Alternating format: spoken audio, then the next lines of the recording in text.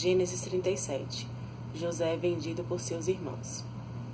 E Jacó habitou na terra das peregrinações de seu pai, na terra de Canaã.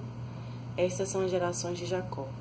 Sendo José da idade de 17 anos, apacentava as ovelhas com seus irmãos, e estava este mancebo com os filhos de Bila e com os filhos de Zilpa, mulheres de seu pai. E José trazia uma má fama deles a seu pai.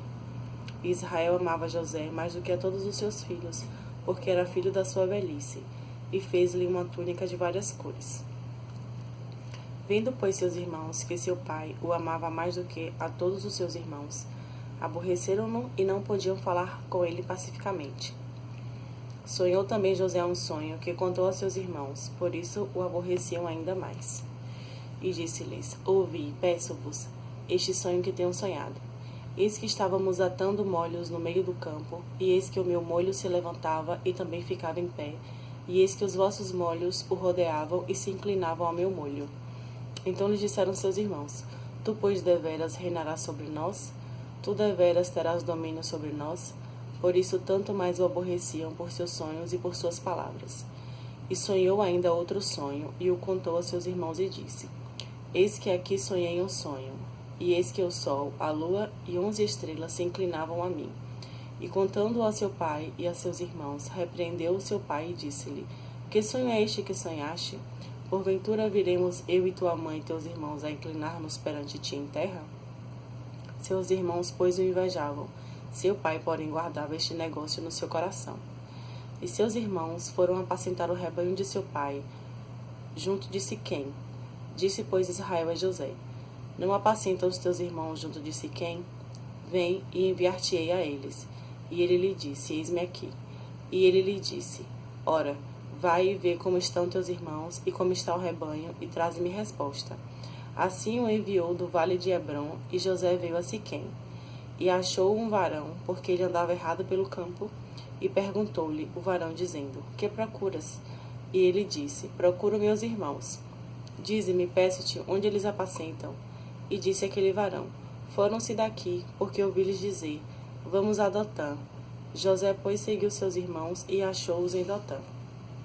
E viram-no de longe, e antes que chegasse a eles, conspiraram contra ele para o matarem. E disseram uns aos outros: Eis, lá vem um sonhador mor. Vinde, pois, agora, e matemo-lo, e lancemo-no numa destas covas, e diremos: Uma besta fera o comeu, e veremos que será dos seus sonhos. E ouvindo-o Rúben, livrou das suas mãos e disse: Não lhe tiremos a vida. Também lhes disse Rúben: Não derramareis sangue, lançai-o nesta cova que está no deserto, e não lanceis mãos dele, para livrá-lo das suas mãos, e para torná-lo seu pai. E aconteceu que, chegando José a seus irmãos, tiraram a José a sua túnica, a túnica de várias cores que trazia, e tomaram-no e lançaram-no na cova. Porém a cova estava vazia, não havia água nela. Depois assentaram-se a comer pão, e levantaram seus olhos e olharam, e eis que uma companhia de ismaelitas vinha de Gileade, e seus camelos traziam especiarias, e bálsamo, e mirra, e iam levar isso ao Egito. Então Judá disse a seus irmãos: Que proveito haverá em que matemos a nosso irmão e escondamos a sua morte? Vinde, e vendamo-lo a estes ismaelitas, e não seja a nossa mão sobre ele, porque ele é nosso irmão, nossa carne. E seus irmãos obedeceram. Passando, pois, os mercadores midianitas, tiraram e alçaram a José da cova, e venderam José por 20 moedas de prata aos ismaelitas, os quais levaram José ao Egito. Tornando, pois, Rúben à cova, eis que José não estava na cova, então rasgou seus vestidos, e tornou a seus irmãos e disse: O moço não aparece, e eu aonde irei? Então tomaram a túnica de José, e mataram um cabrito, e tingiram a túnica no sangue. E enviaram a túnica de várias cores, e fizeram levá-la a seu pai, e disseram: Temos achado esta túnica. Conhece agora se esta será ou não a túnica de teu filho. E conheceu-a e disse: É a túnica de meu filho. Uma besta fera o comeu, certamente foi despedaçado José. Então Jacó rasgou seus vestidos e pôs saco sobre os seus lombos, e lamentou a seu filho muitos dias. E levantaram-se todos os seus filhos e todas as suas filhas para o consolarem. Recusou, porém, ser consolado, e disse: Na verdade, com choro hei de descer a meu filho até a sepultura. Assim o chorou seu pai. E os midianitas venderam-no no Egito a Potifar, eunuco de Faraó, capitão da guarda. Gênesis 38. Judá e Tamar. E aconteceu no mesmo tempo que Judá desceu de entre seus irmãos e entrou na casa de um varão de Adulão, cujo nome era Ira. E viu Judá ali a filha de um varão cananeu, cujo nome era Suá, e tomou-a e entrou a ela. E ela concebeu e teve um filho, e chamou o seu nome Er. E tornou a conceber e teve um filho, e chamou o seu nome Onã. E continuou ainda e teve um filho, e chamou o seu nome Selá. E ele estava em Quezibe, quando ela o teve. Judá, pois, tomou uma mulher para Er, o seu primogênito, e o seu nome era Tamar. Er, porém, o primogênito de Judá, era mau aos olhos do Senhor, pelo que o Senhor o matou. Então disse Judá a Onã: entra a mulher de teu irmão, e casa-te com ela, e suscita a semente a teu irmão. Onã, porém, soube que esta semente não havia de ser para ele. E aconteceu que, quando entrava a mulher de seu irmão, derramava-a na terra, para não dar semente a seu irmão. E o que fazia era mau aos olhos do Senhor, pelo que também o matou. Então disse Judá a Tamar, sua nora: fica-te viúva na casa de teu pai, até que Selá, meu filho, seja grande. Porquanto disse, para que porventura não morra também este como seus irmãos. Assim foi-se Tamar, e ficou-se na casa de seu pai. Passando-se muitos dias, morreu a filha de Suá, mulher de Judá, e depois se consolou Judá, e subiu aos tosquiadores das suas ovelhas em Tinate, ele e Ira seu amigo, o Adulamita. E deram aviso a Tamar, dizendo: eis que o teu sogro sobe a Tinate a tosquiar as suas ovelhas. Então ela tirou de sobre si os vestidos da sua viuvez, e cobriu-se com o véu, e disfarçou-se, e assentou-se à entrada das duas fontes que estão no caminho de Tinate. Porque via que Selá já era grande, e ela lhe não fora dada por mulher. E vendo-a Judá, teve-a por uma prostituta, porque ela tinha coberto seu rosto. E dirigiu-se para ela no caminho, e disse: vem, peço-te, deixa-me entrar a ti, porquanto não sabia que era sua nora. Ela disse: que darás para que entres a mim? E ele disse: eu te enviarei um cabrito do rebanho. E ela disse: dás-me penhor até que eu envies? Então ele disse: que penhor é este que te darei? E ela disse: o teu selo e o teu lenço e o cajado que está em tua mão. O que ele lhe deu, e entrou a ela, e ela concebeu. E ela levantou-se, e foi-se, e tirou de sobre si o seu véu, e vestiu os vestidos da sua viuvez. E Judá enviou o cabrito por mão do seu amigo, o Adulamita, para tomar o penhor da mão da mulher, porém não a achou. E perguntou aos homens daquele lugar, dizendo: onde está a prostituta que estava no caminho junto às duas fontes? E disseram: aqui não esteve prostituta alguma. E voltou a Judá e disse: não a achei. E então disseram os filhos daquele lugar: aqui não esteve prostituta. Então disse Judá: tome a ela, para que porventura não venhamos em desprezo. Eis que tenho enviado este cabrito, mas tu não a achaste.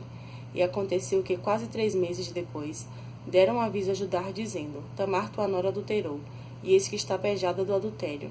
Então disse Judá: tirai-a fora para que seja queimada. E tirando-a fora, ela mandou dizer a seu sogro: do varão de quem são estas coisas eu concebi. E ela disse mais: conhece, peço-te, de quem é este selo, e estes lenços, e este cajado. E conheceu Judá e disse: mais justa é ela do que eu, porquanto não a tenho dado a Selá meu filho, e nunca mais a conheceu. E aconteceu ao tempo de dar à luz, que havia gêmeos em seu ventre. E aconteceu, dando ela à luz, que um pôs fora a mão, e a parteira tomou-a, e atou em sua mão um fio roxo, dizendo: este saiu primeiro.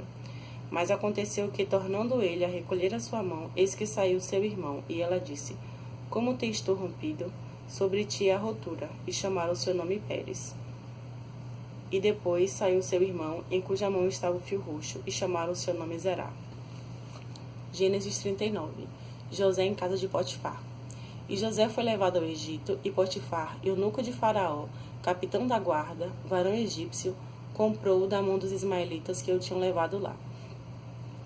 E o Senhor estava com José, e foi varão próspero, e estava na casa de seu senhor egípcio. Vendo, pois, o seu senhor, que o Senhor estava com ele, e que tudo o que ele fazia o Senhor prosperava em sua mão, José achou graça em seus olhos, e servia-o, e ele o pôs sobre a sua casa, e entregou na sua mão tudo o que tinha. E aconteceu que, desde que o pusera sobre a sua casa, e sobre tudo o que tinha, o Senhor abençoou a casa do egípcio por amor de José, e a bênção do Senhor foi sobre tudo o que tinha na casa e no campo. e deixou tudo o que tinha na mão de José, de maneira que de nada sabia do que estava com ele, a não ser do pão que comia. E José era formoso de parecer e formoso à vista.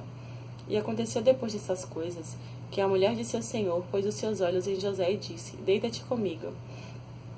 Porém ele recusou e disse à mulher do seu senhor: Eis que o meu senhor não sabe do que há em casa comigo, e entregou em minha mão tudo o que tem. Ninguém há maior do que eu nesta casa, e nenhuma coisa me vedou senão a ti, porquanto tu és sua mulher. Como, pois, faria eu tamanho mal, e pecaria contra Deus?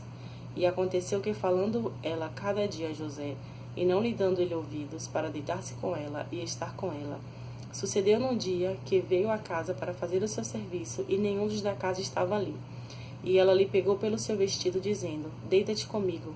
E ele deixou o seu vestido na mão dela, e fugiu, e saiu para fora. E aconteceu que, vendo ela que deixara o seu vestido em sua mão, e fugira para fora, chamou aos homens de sua casa, e falou-lhes, dizendo: Vede, trouxe-nos o varão hebreu para escarnecer de nós. Entrou até mim para deitar-se comigo, e eu gritei com grande voz. E aconteceu que, ouvindo ele que eu levantava a minha voz e gritava, deixou seu vestido comigo e fugiu e saiu para fora. E ela pôs o seu vestido perto de si, até que o Senhor veio à sua casa. Então falou-lhe conforme as mesmas palavras, dizendo: Veio a mim um servo hebreu que nos trouxe para escarnecer de mim. E aconteceu que, levantando eu a minha voz e gritando, ele deixou...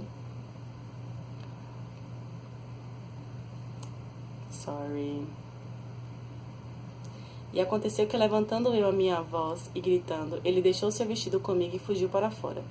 E aconteceu que, ouvindo seu senhor as palavras de sua mulher, que ele falava, dizendo: Conforme estas mesmas palavras me fez teu servo, a sua ira se acendeu. E o senhor de José o tomou e o entregou na casa do cárcere, no lugar onde os presos do rei estavam presos.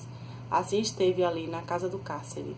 O Senhor, porém, estava com José, e estendeu sobre ele a sua benignidade, e deu-lhe graça aos olhos do carcereiro Mor. E o carcereiro Mor entregou na mão de José todos os presos que estavam na casa do cárcere, e ele fazia tudo o que se fazia ali. E o carcereiro Mor não teve cuidado de nenhuma coisa que estava na mão dele, porquanto o Senhor estava com ele, e tudo que ele fazia o Senhor prosperava.